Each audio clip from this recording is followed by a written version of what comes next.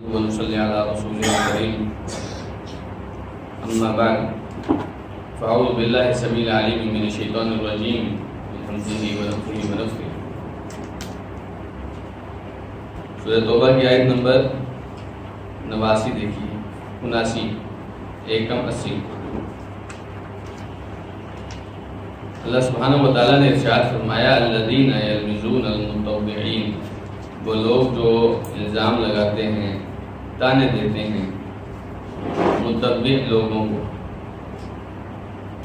خوش دلی سے نیکی کا کام کرنے والوں کو، من المؤمنین اہل ایمان میں سے، پھر صدقات ان کے صدقات کے بارے میں، والذین اور ان لوگوں کو لا یجدون جو نہیں پاتے الا جہدہم مگر اپنی محنت، فیسخرون منہم تو یہ ان پر مذاق کرتے ہیں، ان پر ہنسی کرتے ہیں، سخیر اللہ منہم اللہ تعالیٰ ان کا مذاق اڑاتا ہے، ولہم عذاب علیم اور ان کے لیے دردناک عذاب.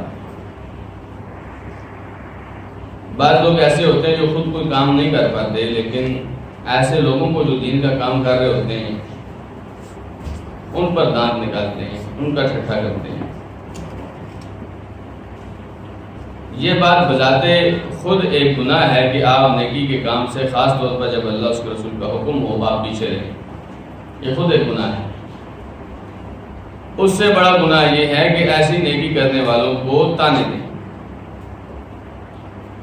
اہل ایمان یہ تو نیکی کے خیر خواہ ہوتے ہیں، نیکی کے لیے آگے بڑھتے ہیں، تو یہ تو اول تو نیکی سے پیچھے نہیں رہتے. لیکن فرض کریں کبھی کسی صاحب ایمان کے پاس اتنی استطاعت نہیں ہے کہ کوئی نیکی کر پائے، تو وہ کسی کو ترغیب دے دیتا ہے.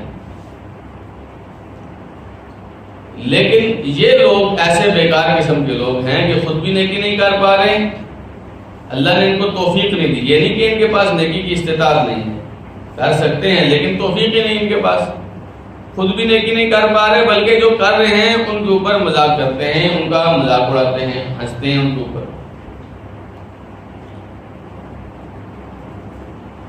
جہنم میں جو لوگ جائیں گے، سورہ مدثر میں جس آیت کے ساتھ ہم یہ پڑھتے ہیں کہ فی جنات یتساءلون عن المجرمین ما سلککم فی سقر قالوا لم نک من المصلین.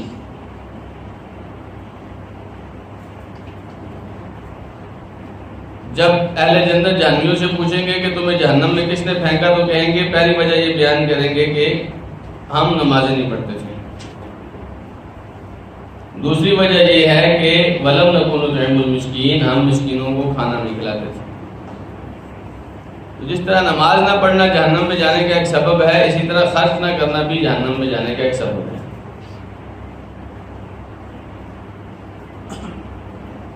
قرآن مجید میں ایسے لوگوں کا اللہ سبحانہ وتعالیٰ نے بہت سختی سے ذکر کیا ہے جو لوگ یتیموں مسکینوں کو کھانا کھلاتے، ایک تو کھلاتے نہیں ہیں، ترغیب بھی کسی کو نہیں دیتے، کسی کو یہ بھی نہیں کہتے کہ اس مسکین کو کھانا کھلاتے. تو یہاں اللہ سبحانہ وتعالیٰ نے ان لوگوں کی اس بیکار سی حرکت کا تذکرہ کیا ہے. الذین یلمزون المتطوعین من المؤمنین فی الصدقات، یہ اہل ایمان صدقہ کرتے ہیں تو یہ ان کو تانے دیتے ہیں. نبی کریم صلی اللہ علیہ وسلم نے غزوہ تبوک کے لیے ان سے مانگا کہ چندہ دو، غزوے پر جانا ہے. ایک صحابی تھے ابو عقیل رضی اللہ تعالیٰ عنہ، صحیح بخاری کی حدیث ہے، سیدنا ابو مسعود الانصاری رضی اللہ عنہ روایت کرتے ہیں، کہتے ہیں ابو عقیل جو تھے وہ بڑی مشقت کر کے 1 سا اور ایک روایت میں آتا ہے نصف سا، آدھی سا، یعنی 1.5 کلو یا 1 کلو کے قریب کھجوریں لے کے آئے اور رسول اکرم صلی اللہ علیہ وسلم کو دیا. اللہ کے رسول آپ نے جب مانگا ہے تو میں کچھ اور نہیں کر سکا، یہ ایک لے کے آیا ہوں، آپ کو قبول فرما لیجیے. ایک روایت میں آتا ہے نبی کریم صلی اللہ علیہ وسلم نے فرمایا ابو عقیل اس کو سارے سامان کے اوپر بکھیر دو.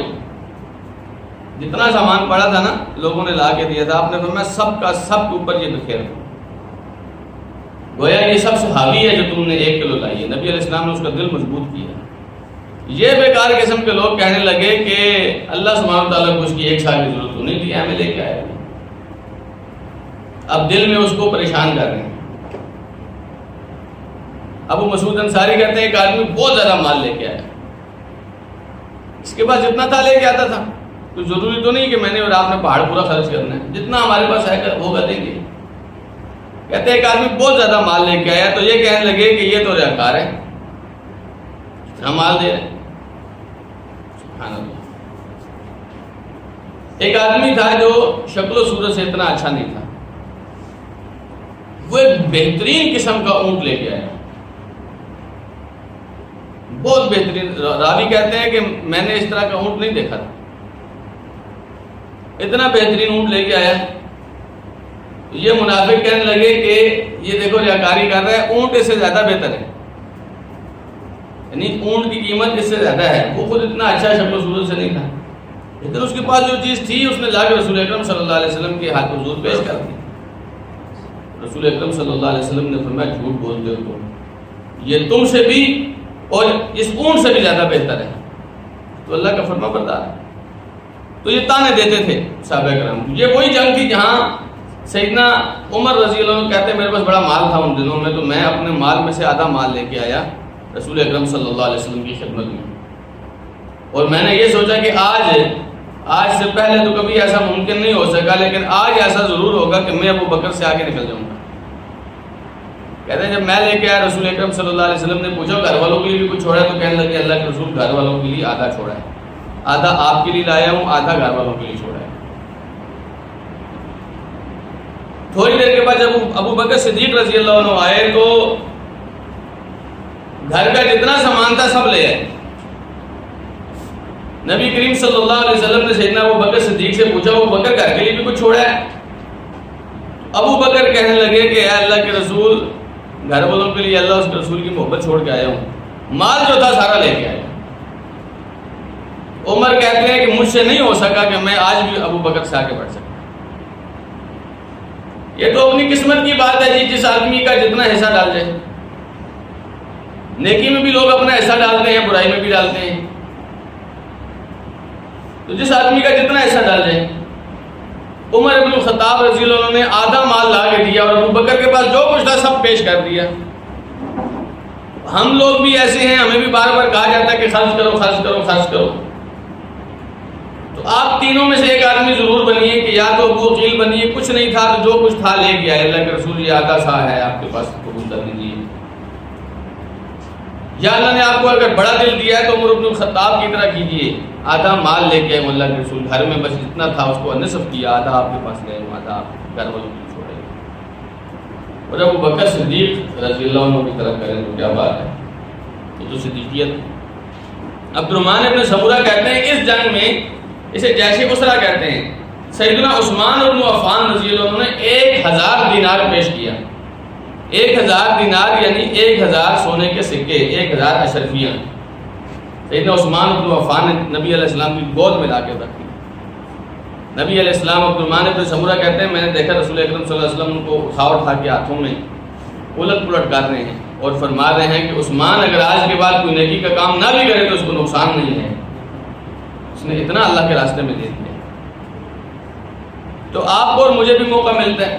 اچھا یہ تیسری جو قوم ہے یہ کیا کرتی ہے کہ دے نہیں رہے کچھ بھی، اب اعتراض کر رہے ہیں، کم لانے والے پر بھی اعتراض کر رہے ہیں کہ یہ کیا کر رہا ہے، یہ ایویں کھپی جا رہے ہیں، اللہ کو کیا ضرورت ہے اس کی 1 سا کی نصف سا کی، اور زیادہ لانے والے پر بھی اعتراض کر رہے ہیں کہ یہ کیا کر رہا ہے، یہ ریاکاری کر رہا ہے۔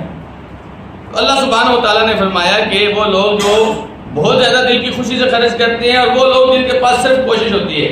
ابو مسعود انصاری کہتے ہیں جب رسول اکرم صلی اللہ علیہ وسلم نے ہم سے چندہ مانگا، فنڈ مانگا، کہتے ہیں کننا نتحامل، ہم لوگوں کا سامان اٹھا کے رکھا کرتے تھے، وہاں سے پیسے کما کے رسول اکرم صلی اللہ علیہ وسلم کو چندہ لا کے دیتے تھے۔ بسا اوقات ہمارے پاس جمع کیا ہوا نہیں ہوتا، بسا اوقات ہوتا بھی ہے، لیکن اگر اللہ کے دین کو ضرورت پڑ جائے تو ضرور لگائیے اللہ کے دین کے لیے۔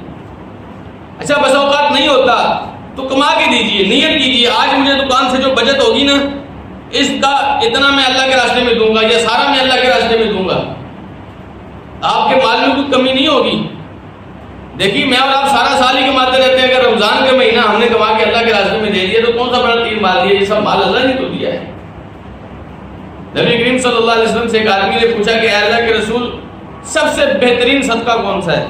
آپ نے فرمایا جہد المقل، جہد المقل، سب سے بہترین صدقہ اس آدمی کا ہے جو اپنے گھر والوں کو گزارا بھی کیا اور ساتھ اللہ کے راستے میں بھی دیا۔ اس آدمی کا صدقہ سب سے بہترین۔ دیکھیں ایک آدمی کے پاس کروڑ روپے ہیں، ارب روپے ہیں، وہ آدمی اگر لاکھ روپے اللہ کے راستے میں خرچ کر دیتا ہے اس کو شاید اتنی تکلیف نہیں ہوتی۔ ایک آدمی کے پاس پوری جمع پونجی 2,500 روپیہ ہے، وہ اس 1000 میں کسی بھی 800 900 1000 سارے کا سارا اٹھا کے اللہ کے راستے میں دیتا ہے، تو بتائیے نا دل کس نے زیادہ بڑا کیا ہے؟ یہ لوگ کیا کرتے تھے؟ اعتراض کرتے تھے۔ فَيَسْخَرُونَ مِنْهُمْ، اللہ سبحانہ وتعالیٰ فرماتا ہے یہ اہل ایمان کا مذاق اڑاتے تھے، یہ میرے بندوں کا مذاق اڑاتے تھے۔ سَخِرَ اللَّهُ مِنْهُمْ، مذاق تو ان کا اللہ بنا رہا ہے۔ ایسے نہیں ہے کہ یہ ادھر ہنسی مذاق کر لیتے تو مطلب انہوں نے بہت کامیابی حاصل کر، مذاق ان کا اللہ بنا رہا ہے۔ بَلْهُمْ عَذَابٌ أَلِيمٌ، آج یہ ٹھیلیاں کر رہے ہیں، دردناک عذاب ہو گئے ہیں۔ تو کبھی بھی کسی آدمی کی نیکی پر اعتراض مت کیجیے۔ ممکن ہے آپ اس سے اچھی کرتے ہو، میں یہ نہیں کہتا کہ آپ اس سے اچھی نہیں کرتے، ممکن ہے آپ کو بہت اچھی آتی ہو، لیکن اس کی نیکی اور اس کے اخلاص پر اعتراض مت کیجیے۔ یہ دلوں کی حال آپ کو کس نے کہا کہ آپ جانتے پھریں کہ آپ اس کے دل میں کیا یہ رہکاری کر رہا ہے یا یہ کیا کر رہا ہے؟ اس لیے فرمایا ان کے لیے دردناک عذاب ہے۔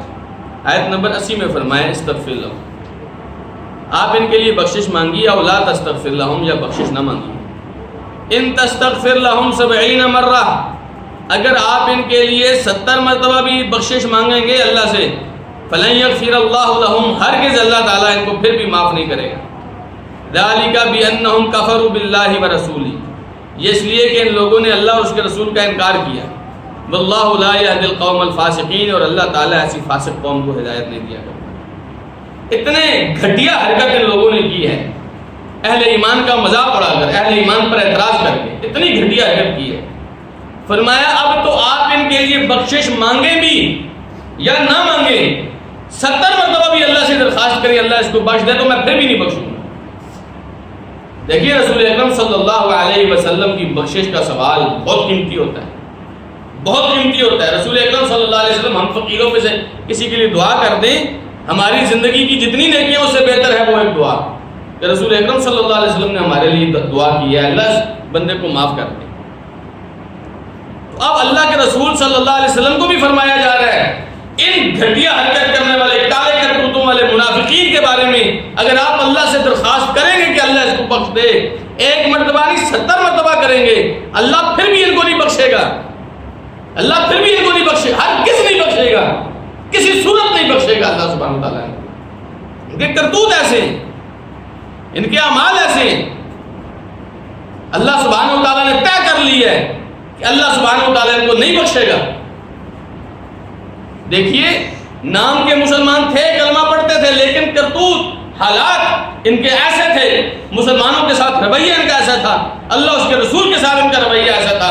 مالک الملک نے اپنی دفتر میں لکھ دیا اس بندے کو نہیں بخشوں گا، اس سے زیادہ حقارت اور اس سے زیادہ اللہ کی سبحانہ وتعالیٰ کی طرف سے لعنت اور کیا ہو سکتی ہے کہ ایک آدمی کو اللہ تعالیٰ یہ گارنٹی دے دے کہ تیرے لیے میرا رسول بھی مجھ سے مانگے گا نہیں دوں گا تجھے۔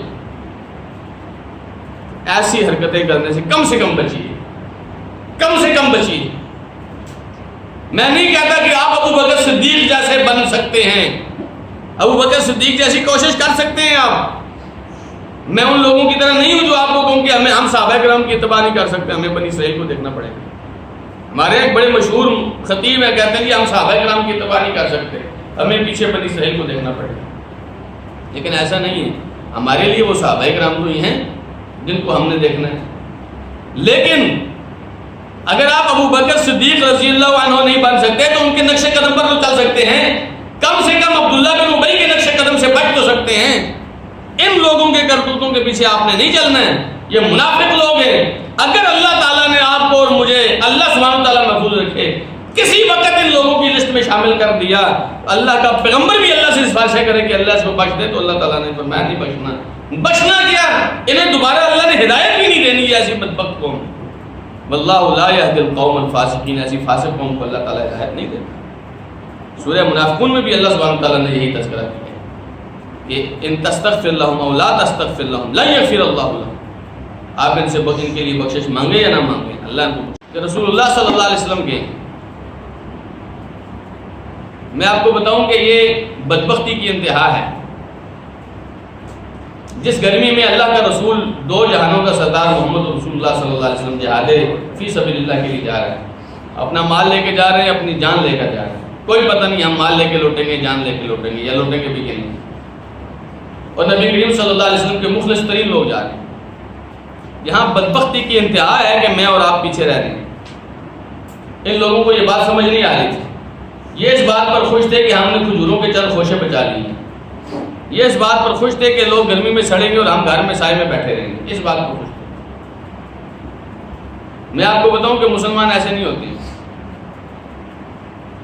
مسلمان کبھی سیدنا خالد بن ولید رضی اللہ عنہ فرمایا کرتے تھے کہ ایسی رات جس رات مجھے میری محبوب دلہن مل جائے، ایک عورت ہے جس سے میں بڑا پیار کرتا ہوں، بڑا محبت کرتا ہوں، اور میری خواہش ہے کہ اللہ یہ مجھے دے دے، اور وہ عورت میرے پاس دلہن بن کے آ جائے، یا ایسی رات جس رات مجھے اپنے بچے کی پیدائش کی خوشی ملے۔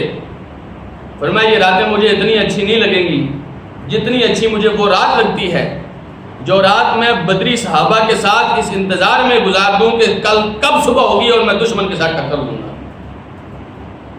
مسلمانوں کی خواہشات، مسلمانوں کی تمنائیں کچھ اور ہوتی ہیں۔ یہ منافق ہوتے ہیں جو سوچ رہے ہوتے ہیں کہ چلو اچھا ہو گیا، میں اے سی کے نیچے بیٹھوں گا، میں پنکھے کے نیچے بیٹھوں گا، میں سائے میں بیٹھوں گا، شکر ہے میں مشکل سے بچ گیا، شکر ہے میں نے ان مولوی صاحب کو ہانی کر دی۔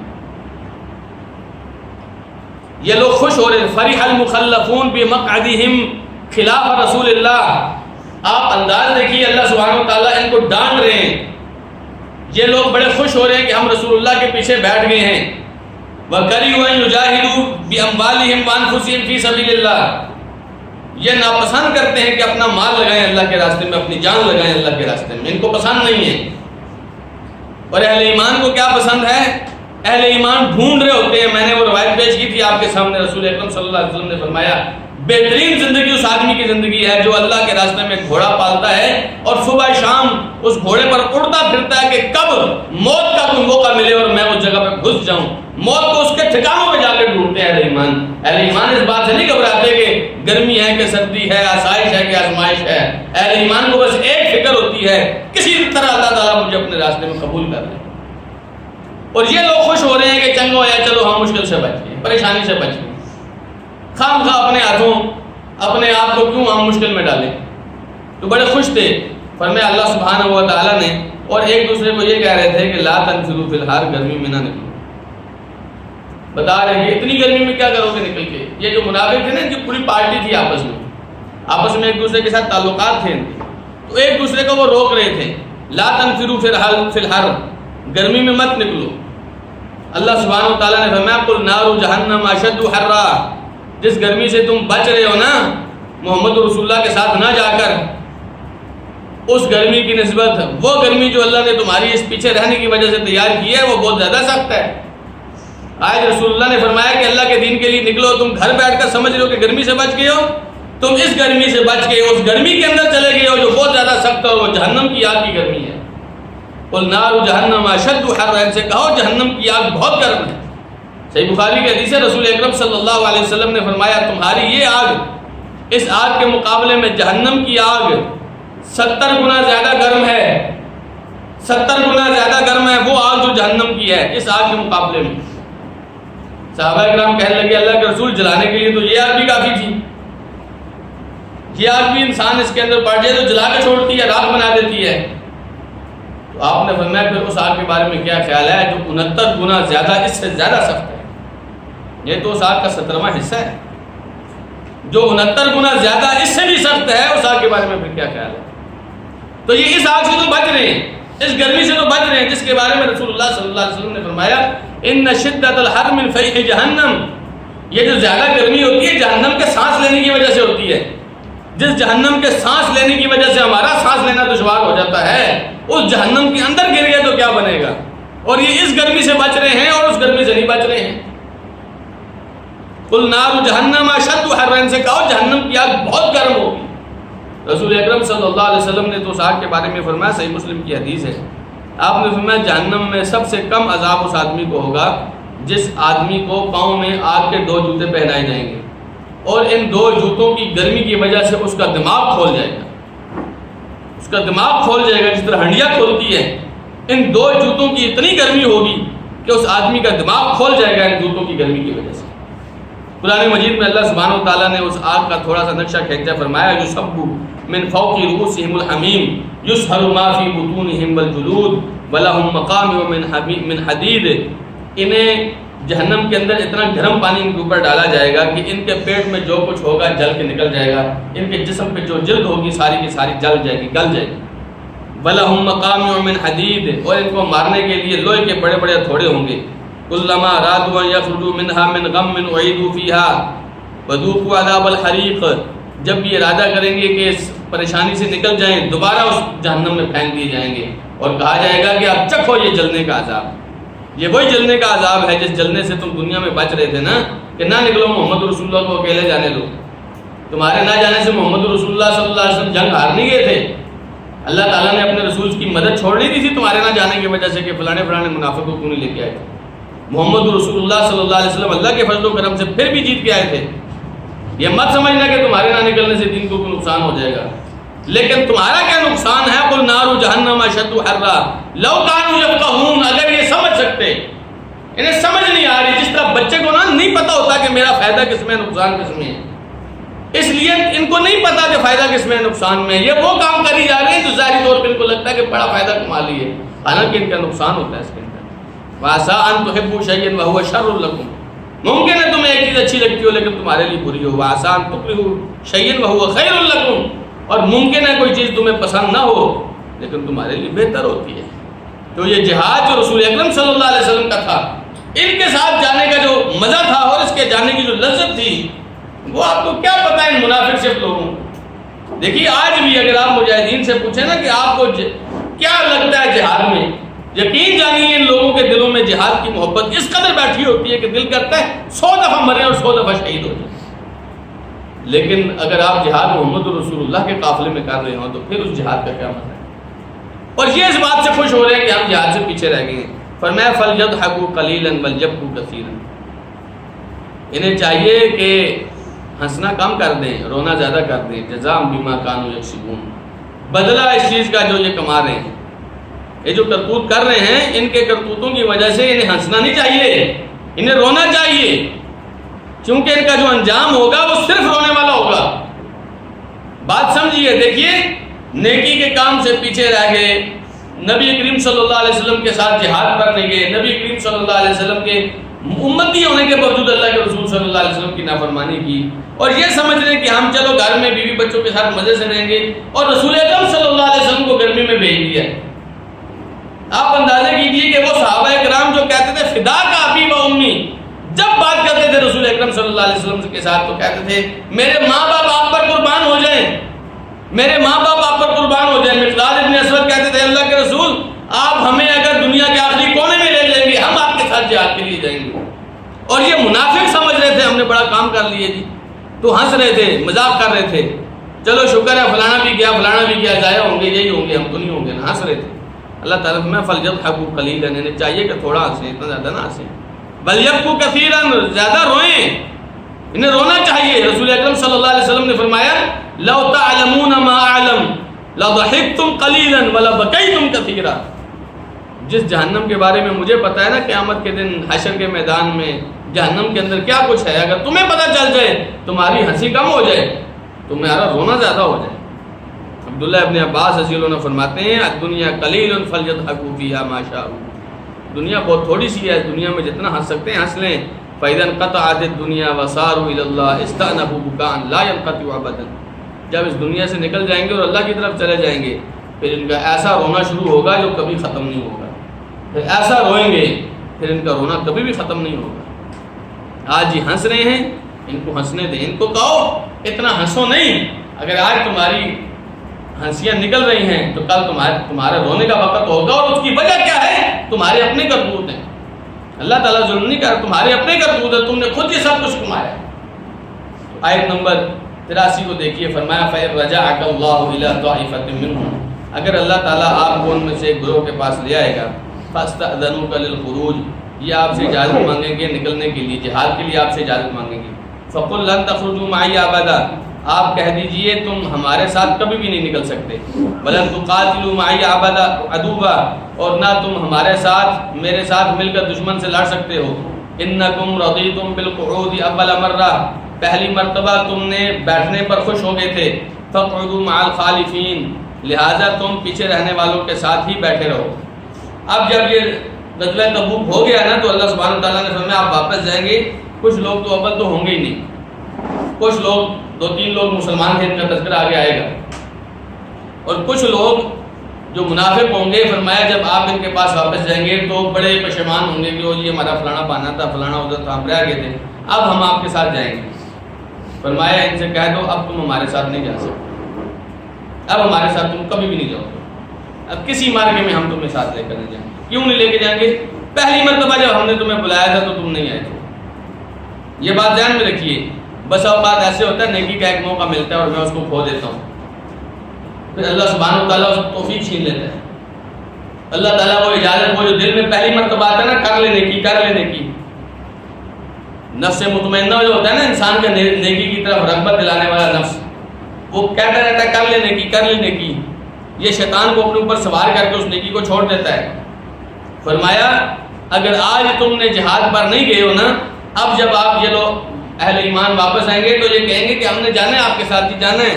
ان سے کہو تم کبھی بھی اب ہمارے ساتھ جہاد پہ نہیں جا سکتے، پہلی مرتبہ جب تمہیں موقع ملا تھا تم نہیں گئے تھے، اب جہاد پر تم کبھی بھی نہیں جا سکتے، اس لیے کہ جب مشکل کام تھا تم نے کہا کہ گرمی ہے نہیں جانا چاہیے، تم نے کہا پھل پکے ہوئے نہیں جانا چاہیے، تم نے کہا راستہ بہت مشکل ہے نہیں جانا چاہیے، مشکل گاڑیوں میں تم اہل ایمان کے ساتھ نہیں گئے، تم نے رسول اللہ صلی اللہ علیہ وسلم کو اکیلے جانے دیا۔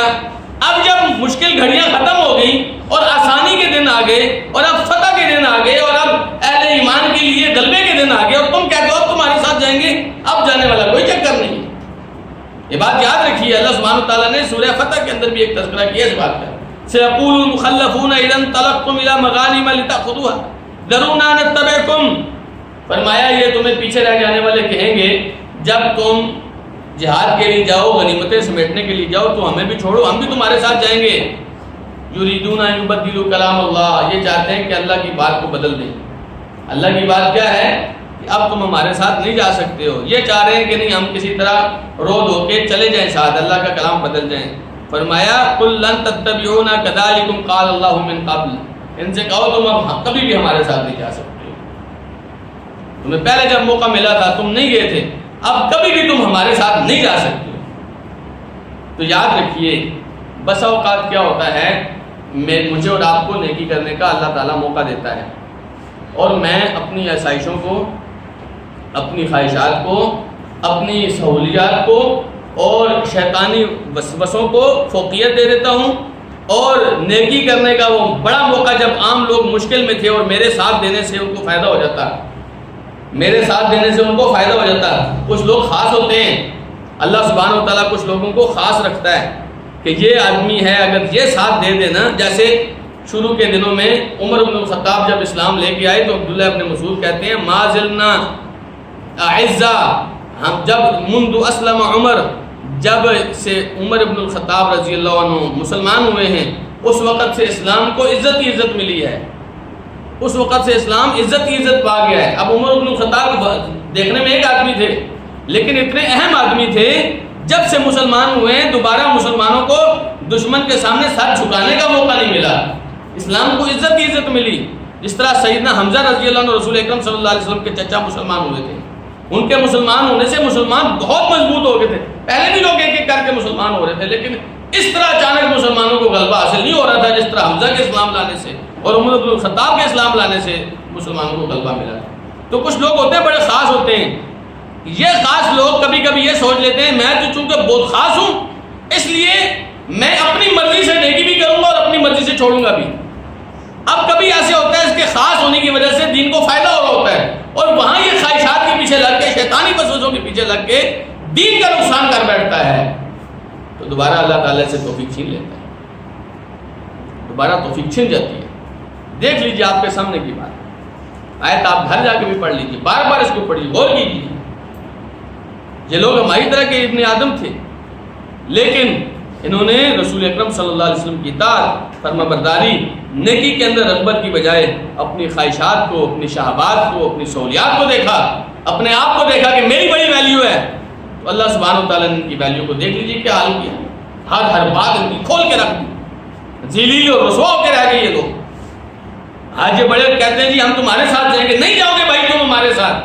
جب مشکل وقت تھا، جب اس جنگ کو کہتے ہی جیش عسرہ ہے، مشکل حالات کا لشکر، اس مشکل لشکر کے اندر تم پیچھے رہ گئے۔ اب جب مسلمان اتنی بڑی فتح کے بعد واپس آئے اور اب تو جدھر مسلمان لوگ کریں گے انشاءاللہ لوگ مغلوب ہوں گے، اور اب تم کہتے ہو تمہارے ساتھ جائیں گے، فرمایا تم نہیں جا سکتے، تم نے پہلی مرتبہ بیٹھنے کا ارادہ کیا، تم اس بات پر خوش تھے کہ ہم نہیں جائیں گے، اب تم کبھی بھی نہیں جاؤ گے۔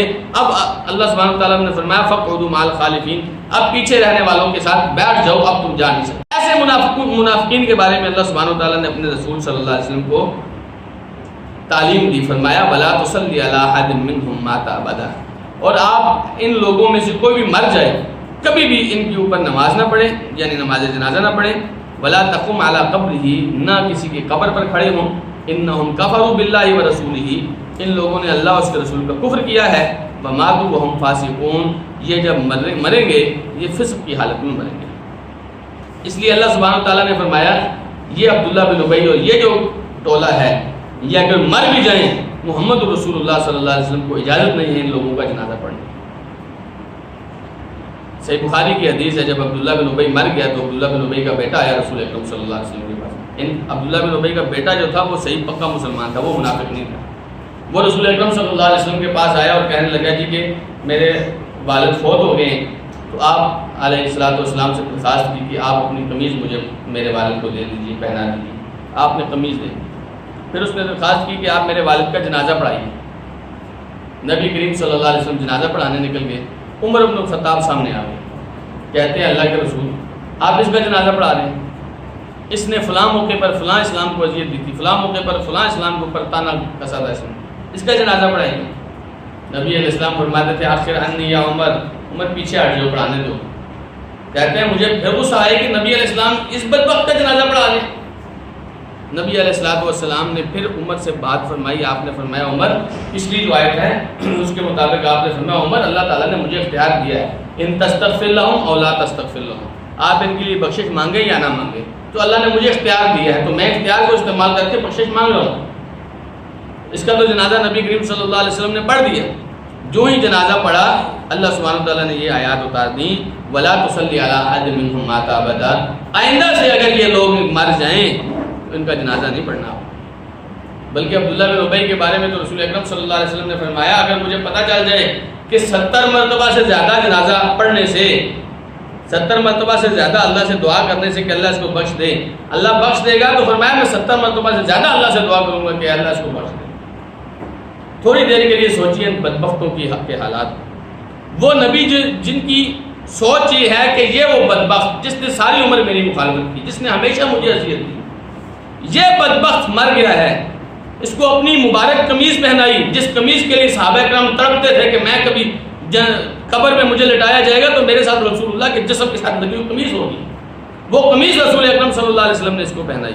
اور آپ کا ارادہ کیا ہے کہ اگر اللہ کی طرف سے مجھے یہ علم ہو جائے کہ میرے 70 مرتبہ سے زیادہ پڑھنے سے اللہ اس کو بخش دے گا، میں 70 مرتبہ سے زیادہ اللہ سے دعا کروں گا کہ اللہ اس کو بخش دے، تاکہ اللہ اس کو بخش دے۔ اس نبی کے ساتھ ساری زندگی یہ لوگ کیا کرتے رہے۔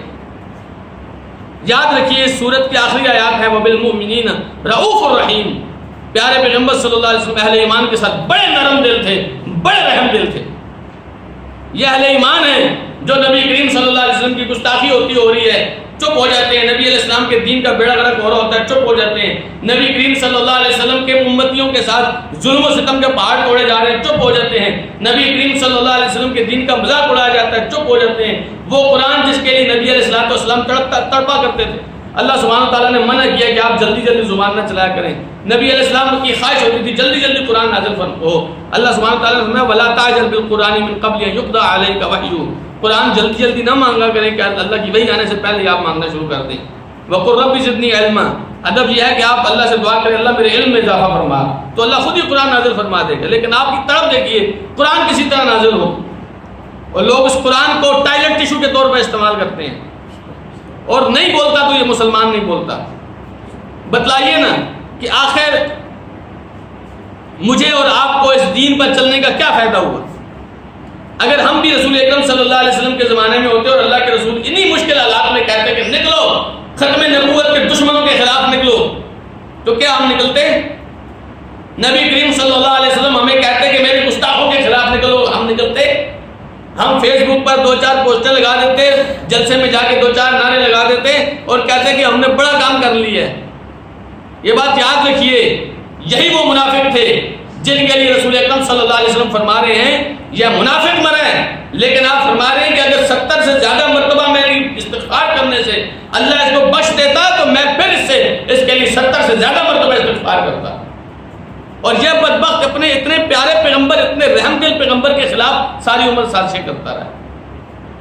تو اس بات کا خیال رکھنا چاہیے میری عمر کہاں گزر رہی ہے. کل اللہ کے رسول صلی اللہ علیہ وسلم کا سامنا کرنا ہے. اگر اللہ کے رسول صلی اللہ علیہ وسلم نے پھر پوچھ لیا کہ وہی مشکل حالات تھے جو منافقوں کے زمانے میں تھے، تم نے مشکل حالات میں میرا ساتھ نہیں دیا تھا، بتائیے مسجد فرقان کے نمازی کیا جواب دیں گے؟ یہ جواب دیں گے نا کہ میری دکان پہ اور کوئی نہیں تھا، میں اکیلا تھا. یہی جواب دیں گے نا کہ میرے علاوہ اور کوئی نہیں تھا. یہی جواب دیں گے نا میرے پاس اتنا ٹائم نہیں تھا. حالات تو مشکل اب بھی ہیں. لوگ ختم نبوت کے خلاف آج بھی سرگرمیاں کر رہے ہیں. لوگ رسول اکرم صلی اللہ علیہ وسلم کے گستاخوں کو کھلا چھوڑ رہے ہیں. آج تک پاکستان میں ایک گستاخ رسول کو پھانسی نہیں ہوئی ہے، آج تک نہیں ہوئی ہے. وہ لوگ میرے پیغمبر کو گالیاں دے کے نکل جاتے ہیں صلی اللہ علیہ وسلم. اور کچھ نہیں میرے بھائی، اور کچھ نہیں. ہم نے اپنے رسول صلی اللہ علیہ وسلم پر درود کتنا پڑھ لی ہے؟ تھوڑی دیر کے لیے سوچیے نا. اس آیت کی تفسیر ہی پڑھ رہے ہیں نا، رسول اکرم صلی اللہ علیہ وسلم کی سیرت ہی پڑھ رہے ہیں نا. اللہ کے رسول فرما رہے ہیں عبداللہ بن ابی کے لیے بھی میں 70 سے زیادہ مرتبہ استغفار کر لیتا اگر اللہ مان جاتا. یہ الگ بات ہے، اللہ سبحانہ وتعالیٰ نے فرمایا اللہ نہیں مانے گا، پھر بھی نہیں مانے گا. ان تستغفر لهم 70 مرہ لا یغفر اللہ، اللہ پھر بھی نہیں ان کو معاف کرے گا. لیکن اللہ کے رسول فرما رہے ہیں اگر اللہ مان جائے 70 سے زیادہ مرتبہ پہ مان جائے تو میں 70 سے زیادہ مرتبہ اس دشمن کے لیے بھی دعا کروں.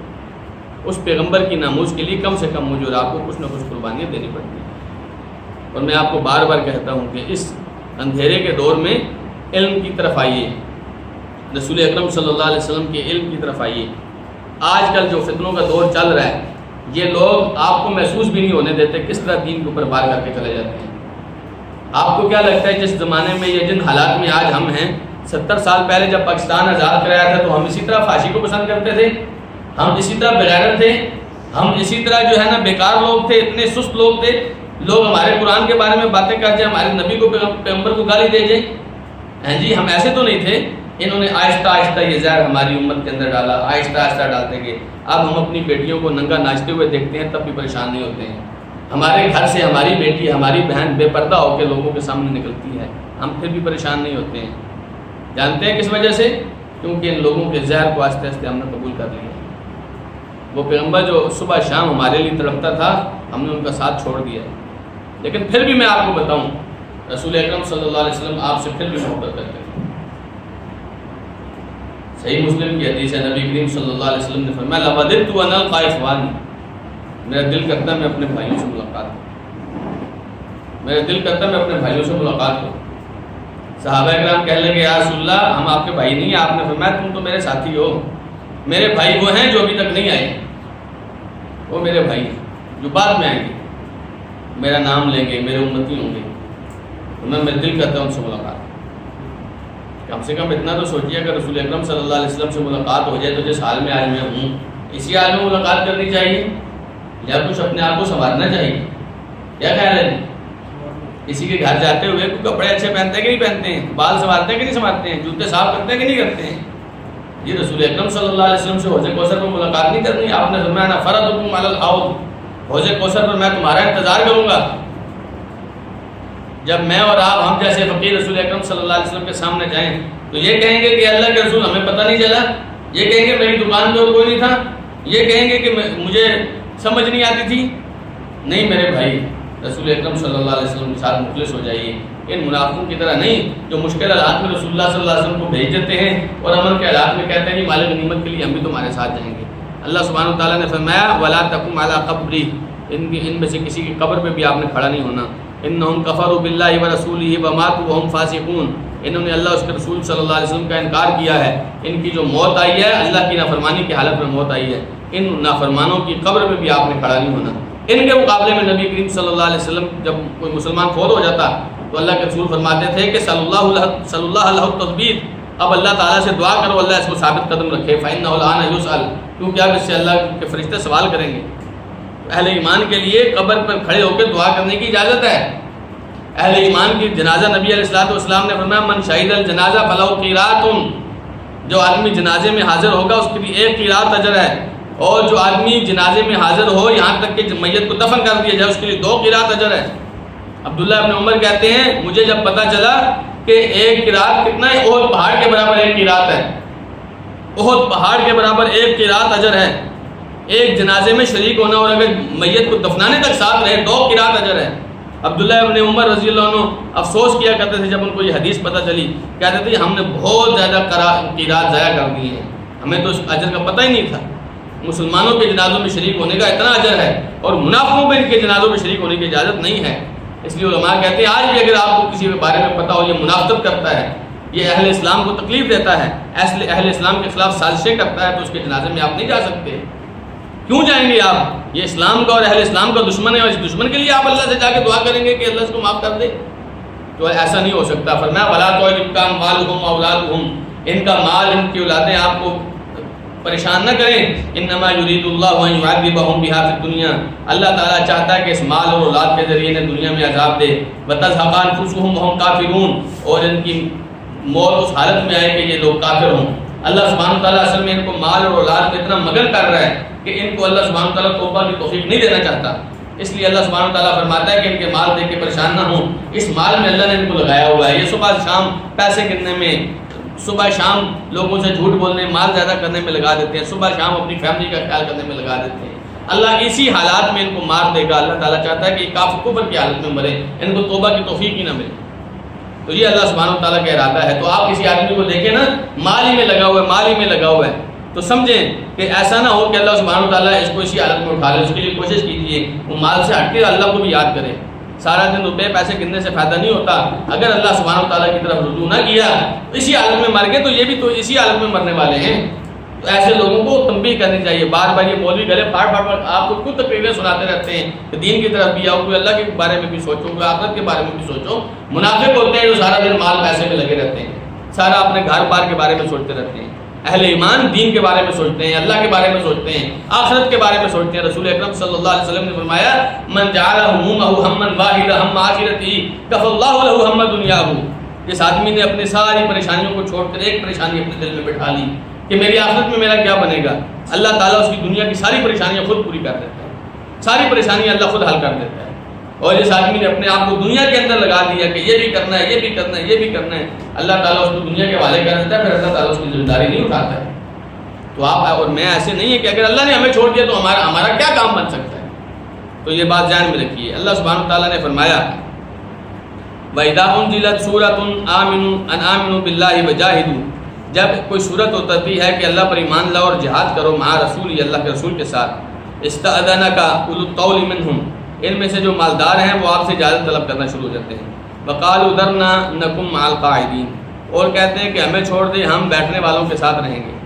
جب ان کے اوپر کوئی صورت آتی ہے نا پہلے تو یہ باتیں کرتے ہیں نا، اور جی کچھ جہاد کا موقع ملا تو میں کب پیچھے رہوں گا، میں تمہارے ساتھ ہوں، میں ایسے ہو جاؤں گا، تم دیکھنا میں کیا کر سکتا ہوں۔ جب صورت اترتی ہے تو یہ اولو الطول اللہ تعالیٰ نے فرمایا ان کے پاس مال بھی ہوتا ہے، دولت بھی ہوتی ہے، ان کے پاس گھر میں کوئی پریشانی بھی نہیں ہوتی، استطاعت بھی رکھتے ہیں، نکل بھی سکتے ہیں۔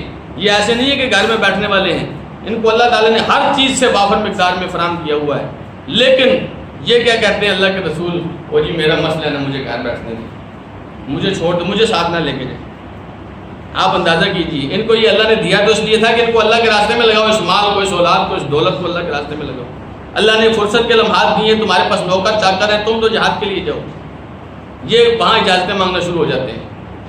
تو اللہ سبحانہ و تعالیٰ نے فرمایا کہتے ہیں کہ ہمیں چھوڑو، ہم بیٹھ جاتے ہیں، گھر بیٹھ جاتے ہیں۔ رضوا بأن يكونوا مع الخوالف، یہ اس بات پر راضی ہیں کہ گھر بیٹھنے والی عورتوں کے ساتھ بیٹھ جائیں۔ وطبع على قلوبهم، ان کے دلوں پر مہر لگ گئی ہے، فهم لا يفقهون، تو یہ لوگ سمجھ نہیں رہے۔ دیکھیے ذرا اللہ سبحانہ و تعالیٰ کا انداز دیکھیے، اخیر اولیاء کے لیول ہے ان منافقوں کا. یہ لوگ باتیں کرنے میں بڑے تیز ہیں، لیکن جب اللہ تعالیٰ نے حکم دے دیا کہ نکلو اللہ کے راستے میں، اب آ کے معافیاں مانگ رہے ہیں جی نہیں جی ہمیں رہنے دینا جی، ہم کیا کریں گے، ہم نہیں جا سکیں گے، ہمارے لیے مشکل ہو جائے گی، ہمارا یہ مسئلہ ہو گیا، ہمارا وہ مسئلہ ہو گیا. فرمایا ان کا دل یہ کرتا ہے کہ یہ پیچھے جو زنانیاں جہاد کے پیچھے، مرد تو جہاد پہ نکلتے ہیں نا، جو پیچھے چھوڑی جاتی ہیں وہ زنانیاں ہوتی ہیں. اللہ سبحانہ تعالیٰ نے وہاں عورتوں کا لفظ استعمال فرمایا کہ یہ جو زنانیاں پیچھے چھوڑ کے جاتے ہیں، ان کا دل کرتے ہیں عورتوں کے ساتھ ہی رہیں. یہ مردوں کے ساتھ مل کر صفوں میں مل کر جہاد کرنے والے لوگ نہیں ہیں. یہ ایسی بات پہ خوش ہیں کہ یہ زنانیوں کے ساتھ رہیں. غیرت مند آدمی ایسے نہیں کرتے. میں آگے ذکر کروں گا 2-3 ایسے غیرت مند بھی تھے جو سستی کی وجہ سے پیچھے رہ گئے، تو ان کا اظہار کیا تھا. تو یہ لوگ زنانیوں کی طرح اللہ سبحانہ تعالیٰ نے فرمایا یہ پیچھے رہنا چاہتے ہیں. یہ اس بات پر خوش ہے کہ یہ عورتوں کے ساتھ رہیں، یہ مردوں کے ساتھ صف میں کھڑے ہو کر کندھے سے کندھا ملا کر لڑنے والے نہیں ہیں. تو اللہ سبحانہ و تعالیٰ نے فرمایا ایک اور مقام پہ فَإِذَا جَاءَ الْخَوْفُ رَأَيْتَهُمْ يَنْظُرُونَ إِلَيْكَ تَدُورُ أَعْيُنُهُمْ كَالَّذِي يَغْشَىٰ عَلَيْهِ مِنَ الْمَوْتِ. جب ان کے پاس کوئی خوف آتا ہے تو آپ ان لوگوں کو دیکھیں گے ایسی آنکھیں گھما رہے ہوتے ہیں جیسے موت ان کے اوپر آ گئی ہے. فَإِذَا ذَهَبَ الْخَوْفُ سَلَقُوكُمْ بِأَلْسِنَةٍ حِدَادٍ. فرمایا جب خوف چلا جاتا ہے تو ایسے تیز لوہے کی طرح تیز زبانیں چلاتے ہیں. زبانیں چلانے میں، تقریریں کرنے میں بڑے ماہر ہوتے ہیں، لیکن میدان جنگ میں ان کی کوشش ہوتی ہے کہ ہم زنانیوں والے خیمے میں چلے جائیں، پیچھے رہ گئے، ہم آگے نہ جائیں. سیدنا علی بن ابی طالب رضی اللہ عنہ کو رسول اکرم صلی اللہ علیہ وسلم نے ایک دن کہا تھا، غالباً اسی جنگ میں آپ نے فرمایا تھا کہ علی تو پیچھے رہ جا، عورتوں کے ساتھ نگرانی کر. علی رضی اللہ عنہ، علی کو آپ مجھے ان عورتوں کے ساتھ چھوڑ کے جا رہے ہیں. وہ سوچ رہے تھے کہ شاید رسول اکرم صلی اللہ علیہ وسلم مجھے اس قابل ہی نہیں سمجھ رہے کہ میں بھی جہاد کروں. مرد ایسے ہوتے ہیں. اللہ کے رسول صلی اللہ علیہ وسلم کے سے سوال کرنے لگے، اللہ کے رسول آپ مجھے زنانیوں کے ساتھ چھوڑ کے جا رہے ہیں؟ آپ نے فرمایا نہیں علی، تو اس بات پر راضی نہیں ہے کہ تو میرے ساتھ اسی طرح کا تعلق تیرا ہو جس طرح موسیٰ کے ساتھ ہارون کا تھا، سوائے اس لیے کہ ہارون نبی تھے اور میرے بعد کوئی نبی نہیں آ رہا، بس تعلق وہی ہے جو موسیٰ کے ساتھ ہارون کا تھا. علی بھائی ہونے کی وجہ سے رسول اکرم صلی اللہ علیہ وسلم کو پیچھے چھوڑ کے جا رہے تھے، لیکن علی رضی اللہ عنہ کو تکلیف ہو رہی تھی، میں زنانیوں کے ساتھ کیسے رہوں گا. نہیں رہ پاتے تھے، مرد نہیں رہ پاتے. جو کام کرنے والے ہوتے ہیں وہ گھر نہیں بیٹھ سکتے. ان کی کوشش ہوتی ہے کہ میدان میں میں سب سے آگے ہوں، ٹکرانے میں میں سب سے آگے ہوں. تو جو لوگ میدان کارزار میں کام آتے ہیں وہ لوگ گھروں میں کام نہیں آتے. تو یہ لوگ کیا تھے؟ یہ میدان والے لوگ نہیں تھے، یہ گھر بیٹھنے والے لوگ. اب میں نے اور آپ نے بھی یہ بات سوچنی ہے. دیکھیے آج کل منافق نہیں ہے، لیکن منافقوں کی صفتیں تو ہیں نا. یہ ہم نے سوچنا ہے ہم میدان کے اندر نکلتے ہیں، کام کرنے والے لوگ ہیں یا گھر بیٹھنے والے لوگ ہیں، یہ طے کرنا ہے ہم نے. تو یہ لوگ جو تھے یہ راضی تھے. امام ابن کثیر نے ایک شعر ان کے بارے میں ذکر کیا، فی السلم آیارا و جفاء و غلظہ وفی الحرب اشباہ النساء الاوارق. جب گھر میں بیٹھے ہوتے ہیں، جب لڑائی کا وقت نہیں ہوتا تو یہ لوگوں کو تانے دیتے رہتے ہیں، لوگوں کے خلاف بڑی سخت باتیں کرتے ہیں، ہم تو کافروں کا یہ کر دیں گے، کافروں کا وہ کر دیں گے. لیکن جب جنگ کی باری آتی ہے تو اس طرح ہو جاتے ہیں جس طرح حیض والی عورتیں گھر میں بیٹھ جاتی ہیں، اس طرح ہو جاتے ہیں یہ لوگ. تو مسلمان مرد جو ہوتے ہیں، شجاع جو ہوتے ہیں، یہ اس طرح کے نہیں ہوتے، یہ مرد میدان ہوتے ہیں. فرمایا اللہ سبحانہ و تعالیٰ نے لیکن رسول، لیکن جو رسول ہیں، والذین آمنوا اور اہل ایمان، معہ ان کے ساتھ، جاہدوا باموالہم، وہ اپنے مال کے ساتھ بھی جہاد کرتے ہیں، وانفسہم، وہ اپنی جان بھی لگاتے ہیں. واولئک لہم الخیرات، یہی وہ لوگ ہیں جن کے لیے خیرات ہیں، بھلائیاں ہیں دنیا اور آخرت کی. واولئک هم المفلحون، اور یہی وہ لوگ ہیں جو کامیاب ہیں. دیکھیے ایک مقام پہ اللہ سبحانہ تعالیٰ نے ان کے بارے میں فرمایا یکفر بہا ہؤلاء فقد وکلنا بہا قوما لیسوا بہا بکافرین. اگر یہ لوگ انکار کر دیں گے نا کام کرنے سے تو ہم نے یہ کام کسی اور کے ذمہ لگایا ہے جو لوگ انکار نہیں کرتے. تو بہت دفعہ ایسے ہوتے ہیں ہم انکار کرتے کہ میں نہیں کر رہا. کوئی بات نہیں، آپ نہیں کر رہے تو اور بہت سارے لوگ ہیں کرنے والے. دیکھیے یہ آپ کی مسجد بنی الحمدللہ، ہم میں سے شاید کسی نے بھی اس مسجد میں کام نہیں کیا، لیکن اللہ تعالیٰ لوگ ایسے لے آئے جنہوں نے کام کیا. کوئی ایسا سوچ سکتا ہے؟ دشمنی بھی لوگوں نے کی، لوگوں نے کیس بھی کرائے، لیکن اللہ کے گھر کو بند کرا سکے کچھ بھی نہیں کر سکے. اللہ تعالیٰ کے پاس بڑی فوجیں کام کرنے والی. لیکن اگر میں اور آپ میدان پہ نہیں اتریں گے تو ہم بھی ان زنانیوں کی طرح ہو جائیں گے، زنان کنیں. ایسا نہ بنے. اللہ کے رسول صلی اللہ علیہ وسلم کو ایسے لوگ پسند نہیں تھے جو عورتوں کی صفات اختیار کرتے ہیں. مرد بنے مرد، مردوں کی طرح میدان میں نکلیں، سینہ تان کر بات کریں، توحید کی بات کریں، لوگوں کو شرک سے روکیں۔ نبی کریم صلی اللہ علیہ وسلم نے فرمایا جاہد المشرکین بانفسکم واموالکم والسنتکم، مشرکوں سے جہاد کرو، اپنی جان بھی لگاؤ، اپنا مال بھی لگاؤ، اپنی زبان بھی لگاؤ۔ سنن ابی داؤد کی مسند احمد کی حدیث ہے، تینوں چیزوں سے جہاد کرو۔ مال لگتا ہے، مال لگاؤ مشرکوں کا منہ بند کرنے کے لیے، مشرکوں کا راستہ روکنے کے لیے۔ آپ کے مال کی ضرورت ہے، دین کو مال لگاؤ۔ مشرکوں کے اعتراض بند کرنے کے لیے زبان استعمال کرو، علم حاصل کرو، علم کا جواب دو، ان کی دلیلوں کا جواب دو۔ اور فرمایا اپنی جان لگاؤ، اگر کہیں پہ ایسا موقع مل جائے کہ جان لگانی پڑے تو جان لگاؤ۔ جان دی ہوئی اسی کی تھی، حق تو یہ ہے کہ حق ادا نہ ہوا۔ آپ کی جان لٹ جائے گی تو جان کہیں اور سے لے کے آئے تھے، جان بھی تو اللہ ہی نہیں دی تھی۔ بات یہ ہم نے کیا حق ادا کیا، یہ جان اتنے عرصے ہم نے اللہ سبحانہ و تعالیٰ سے لے کے رکھی ہے۔ تو اگر اللہ کے راستے میں جان لٹتی ہے تو اس سے بڑی موت اور کوئی نہیں ہے۔ نبی کریم صلی اللہ علیہ وسلم فرمایا کرتے تھے لَوَدِدتُّ أَنِّي أُقْتَلُ فِي سَبِيلِ اللَّهِ، میرا دل کرتا ہے میں اللہ کے راستے میں کٹ جاؤں۔